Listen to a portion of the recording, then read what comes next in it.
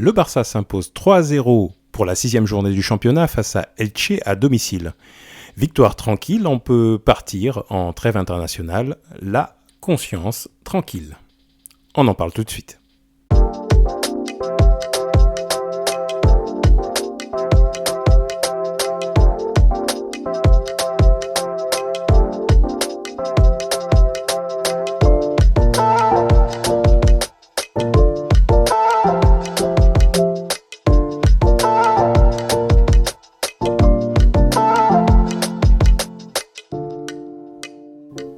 Bonjour à tous, bienvenue sur Barça Today. Aujourd'hui, on va parler de la victoire du FC Barcelone contre l'équipe de Elche, équipe de bas de tableau qui arrivait avec une dynamique assez négative au Camp Nou. Et le Barça devait se racheter suite à sa défaite en Ligue des Champions face au Bayern Munich. Même si le Barça a fait une belle prestation, on était un petit peu inquiet tout de même de voir si on était capable de réenclencher la première et repartir sur une dynamique positive et parfois affronter une équipe de bas de tableau peut être un piège justement quand on n'est pas très sûr, surtout si l'équipe ferme derrière, etc. Les choses se sont plutôt bien passées puisque le Barça a emporté ce match relativement facilement. On va parler un petit peu des conditions du match et des raisons pour lesquelles le match a été facilité, mais pas de bobo, et en plus de cela, le Barça a réussi à faire tourner l'effectif, donc c'est tout bénéfice, comme l'on dit. Donc, on va jeter un coup d'œil juste rapide sur les statistiques globales du match pour se rendre compte du fait que c'était réellement un match à sens unique, donc un Barça qui a quasiment 80% de possession de balle, 22% pour Elche. Elche n'a pas pu faire grand-chose.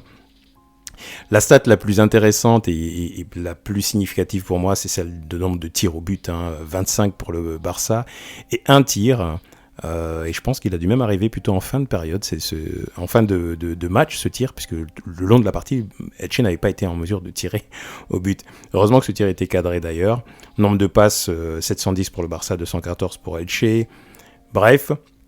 Et donc, une autre stat intéressante, donc, c'est un carton rouge pour Elche, puisque le capitaine de Elche, Gonzalo Verdu, a juste décidé aux alentours de la 15e minute de passer du mode football au mode rugby, en essayant donc de plaquer Lewandowski pendant qu'il allait au but. Donc, il s'est certainement dit que l'arbitre était un arbitre madrilène et que ce serait permis, mais manque de bol, c'était pas le cas. Petit clin d'œil à nos amis de Madrid. Et donc voilà, donc effectivement, le Barça a démarré le match de façon relativement dominante de toute façon, même si pendant le premier quart d'heure, on pouvait craindre qu'on n'arrive encore une fois pas à ouvrir le score, mais le Barça était dominant de toute façon. L'équipe type qu'avait mis en place Xavi était relativement proche de celle que j'avais imaginée, à quelques détails près. Donc, premier détail important, c'est que je pensais qu'il allait mettre Bellerín pour lui donner du temps de jeu tout de suite, vu que l'équipe en face n'était pas non plus l'équipe la plus dangereuse de Liga. Il a conservé Koundé, donc ça veut dire qu'il a été quand même conservateur pour le coup.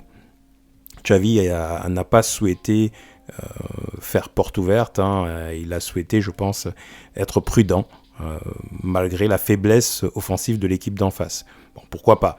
Donc il a mis plutôt Koundé, et ce qui fait que la défense centrale était Araujo et Eric Garcia.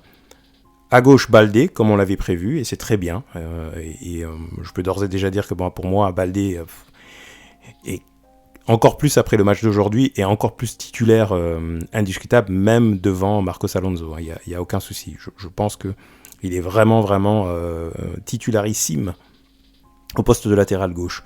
Au milieu de terrain, il avait quand même écouté une partie de ma vidéo, donc, puisqu'il a mis le milieu de terrain que j'imaginais avec Frenkie de Jong en 6, qui a été très bon.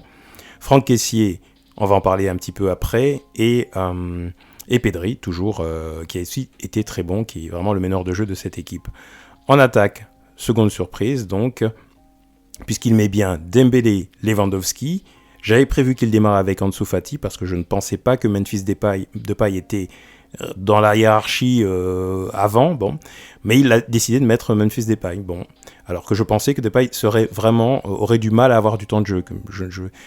J'ai du mal en fait à savoir exactement où se situe Depay dans la hiérarchie de Xavi. C'est clair qu'il est derrière Rafinha, Dembélé, ok, il n'y a pas de problème. Je pensais qu'il serait également derrière Ansu Fati et Ferran Torres, mais j'en suis plus si sûr aujourd'hui. Et surtout après le but qu'il marque, quoi, hein. Donc un Depay donc, qui était titulaire. Donc voilà le 11 que Xavi a mis en place. Donc après le fameux carton rouge du défenseur de Elche, le Barça a commencé à développer son jeu, a été clairement dominateur. On a vu avec la possession de balles, le ballon circulait plutôt bien, tous les joueurs étaient réellement au rendez-vous, j'ai envie de dire. Moi j'ai beaucoup aimé, d'ores et déjà, j'ai bien aimé Dembélé, tout comme d'habitude, hein, toujours à percuter, à chercher à faire des différences. J'ai bien aimé Memphis Depay, j'ai bien aimé Robert Lewandowski qui met un doublé aujourd'hui, donc il recommence à marquer. Je pense qu'il doit être à 10 buts sur 6 rencontres, il me semble, ou 11 buts, il faudrait que je vérifie, mais en tous les cas, il a un ratio qui est un ratio normal de Lewandowski, c'est-à-dire plus de buts que de nombre de matchs joués. Donc ça veut bien dire pour moi quelque part qu'il y avait peut-être une petite dimension émotionnelle lors du match du Bayern, parce que contre le Bayern, il a eu des situations peut-être un peu plus faciles que celles qu'il a eues aujourd'hui. Par exemple, aujourd'hui, il a fait un tap-in, comme on dit, il a juste mis le ballon après un très bon centre, il a juste mis le ballon dans les buts, un très bon centre de Baldé. Il était de second poteau, donc il l'a mis correctement. Et ensuite, le second but, il récupère une sorte de contre du gardien sur une action que Memphis doit normalement mettre ce ballon au fond, mais ça revient sur lui. Il est au point de pénalty, il la croise, et c'est un très beau but. Et donc voilà, mais voilà, contre le Bayern, il aurait largement pu en mettre un ou deux sans aucun problème. Donc je pense que la prochaine fois, il aura digéré la chose et ça ira beaucoup mieux. Alors j'ai trouvé que Pedri aussi était très très bon. Pedri, c'est vraiment le meneur de jeu de cette équipe. C'est le 10, quoi. Il fait tout. Il oriente, il trouve des passes entre les lignes, il fait des louches, c'est l'esprit créatif de cette équipe. La seule inquiétude que j'aurais concernant ce que je viens de dire à l'instant, c'est que je ne vois pas qui d'autre a cette dimension-là dans l'équipe. En résumé, si Pedri est sur le banc, je crains que l'équipe manque cruellement de créativité. Et ça va peut-être poser un problème. Ça, c'est quelque chose, et c'est pour cela peut-être qu'un Bernardo Silva aurait été parfait, hein, mais ça va certainement créer un problème à un moment donné, puisque Pedri ne pourra pas jouer tous les matchs. Et donc, si Pedri est sur le banc, je crains que l'équipe devienne prévisible. Et ça, c'est peut-être une problématique sur laquelle il faut se pencher. Qui peut remplacer Pedri dans ce rôle de créateur ? Ça, c'est ça. N'hésitez pas à répondre, hein, si vous avez une idée, à mettre des éléments dans les commentaires, parce que je ne vois aucun autre joueur de l'effectif actuel que nous avons qui ait cette même capacité-là à générer des actions qui ne sont pas prévisibles. Voilà. Qui d'autre j'ai bien aimé, on va parler de Franck Kessié, puisqu'on parle du milieu de terrain. Kessié a bien démarré le match, en fait, hein, et pour moi, c'était évident que c'était un match pour lui, pour pouvoir tranquillement commencer à gagner en confiance, et puis à gagner aussi à remettre en question la hiérarchie de Xavi. Malheureusement, il prend un premier carton jaune assez tôt dans le match. Je pense qu'il prend dès la 5e minute, il prend un carton jaune parce qu'il fait une défense, enfin il défend sur un ballon en sautant et en mettant un coup de tête, mais comme d'habitude, les bras écartés, et là, il cogne sur le nez de l'attaquant de Elche. Et ça, c'est dommage parce que pour moi, il mérite. Enfin, quand on voit le résultat du coup de coude sur le nez de Lucas Boyer de Elche, on comprend pourquoi l'arbitre lui met un jaune, parce que c'était, voilà, il saigne, il est réellement amoché. Et donc du coup, il refait une seconde faute à peu près similaire dans la surface de réparation de Elche, les bras un peu écartés comme ça pour protéger l'espace, et peut-être que les joueurs d'Elche en jouent aussi un peu beaucoup pour essayer d'obtenir des fautes et faire expulser Kessié. Donc du coup, voyant cela, Xavi a pris la décision à la mi-temps de le remplacer et de mettre Gavi, parce que clairement, il craignait que Kessié finisse par prendre un second jaune et donc soit expulsé, ce qui aurait rééquilibré les choses, et il n'y avait pas de risque à prendre. Donc Kessié malheureusement paye, et c'est dommage, son carton jaune prématuré dans le match, mais on peut pas en vouloir à l'arbitre, puisque c'est relativement normal, vu les dégâts faits. Sinon, j'ai bien aimé sa première mi-temps, enfin sa mi-temps jouée. Pour moi, le milieu a bien fonctionné sans Busquets, c'est ce que je voulais voir surtout aussi. De Jong en 6, Kessié ou Gavi avec Pedri de l'autre côté, ça fonctionne très bien. Je pense que ça peut fonctionner. J'aime beaucoup De Jong en 6 en tous les cas. Vous me direz ce que vous en pensez. Concernant la défense, pas grand chose à dire, ils ont été tous d'un très bon niveau, que ce soit Eric Garcia comme Araujo, c'était un mur, parce que Araujo avait en face de lui Lucas Boyer. Donc ceux qui se souviennent des matchs de la saison dernière contre Elche sauront pourquoi Lucas Boyer est un attaquant difficile, très très difficile à marquer, très très bon techniquement, costaud, et il nous avait fait souffrir pas mal. D'ailleurs, je sais pas ce que ce joueur fait encore à Elche, honnêtement. Je sais pas quel âge il a, mais pour moi, il mérite un club plus important, de meilleurs cachets. Mais bon, en tous les cas, pour moi, c'est le meilleur joueur de Elche. Il est très très bien. Et donc voilà, donc la défense a été plutôt bonne. Qu'est-ce que je pourrais dire d'autre ? Oui, évidemment, le Memphis Depay, le but de Memphis Depay, un but qu'il a déjà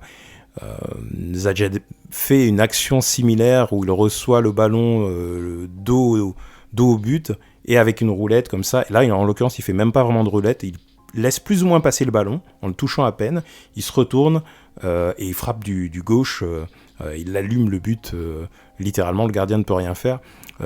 Voilà, donc il est très fort pour ça, Memphis. Clairement, il se crée des occasions quasiment tout seul.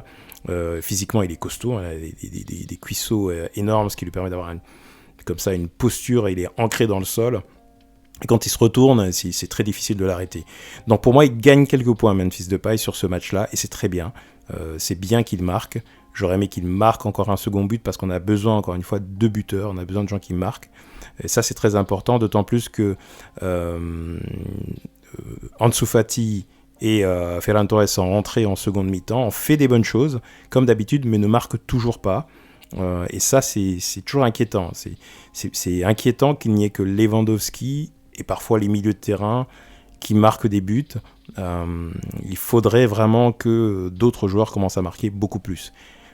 Bon, après, c'est peut-être le même phénomène qu'on avait à l'époque avec Messi, mais bon, bien que Messi marquait la majorité des buts du Barça, un Suarez en marquait quand même pas mal, un Neymar en marquait quand même pas mal, vous voyez, c'était malgré tout réparti sur un autre joueur ou deux autres joueurs. Là, il faudrait qu'on ait une répartition des buts entre Lewandowski, Rafinha, Dembélé, Memphis, Ansu. Il faut qu'ils commencent à marquer beaucoup plus de buts. Et ça, j'en arrive du coup au dernier point que je voulais évoquer sur ce match. Ok, victoire 3-0, mais on doit gagner 6, 7-0, 8-0.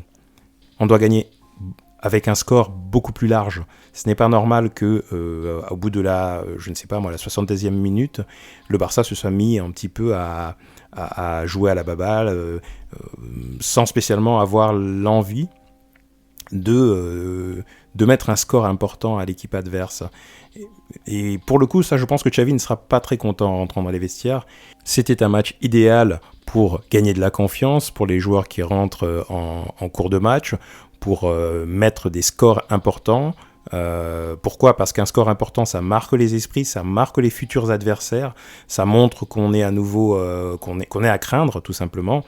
Quand on fait des 5-0, des 6-0, des 8-0, quand on entend ce genre de score, comme ceux que l'on voyait lors du Barça de Pep, et même celui de Luis Enrique, qui mettait des scores pas possibles, l'équipe qui arrive au Camp Nou n'est pas confortable.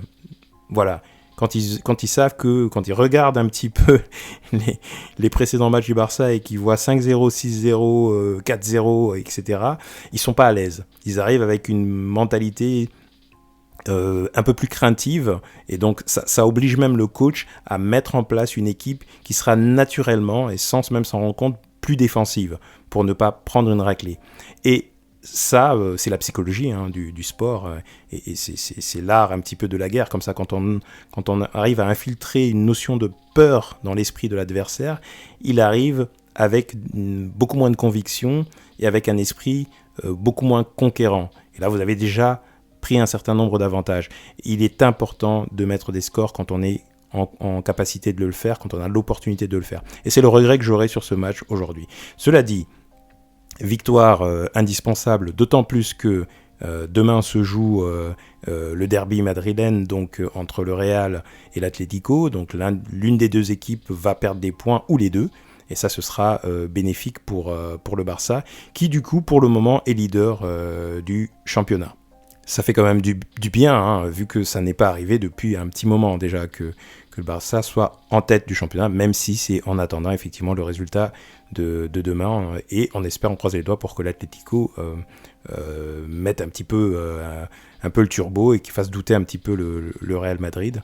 Ce serait bien que pour la trêve, le Barça reste leader. Donc voilà, donc faites une capture d'écran du classement en espérant que ça reste comme ça le plus longtemps possible. Donc, FC Barcelone, Elche, victoire du Barça 3-0. Bon match du Barça, ils ont été sérieux, ils sont allés jusqu'au bout, ils auraient pu faire un petit peu mieux, et ça aurait été parfait s'il y avait eu un 5-0 ou un 6-0.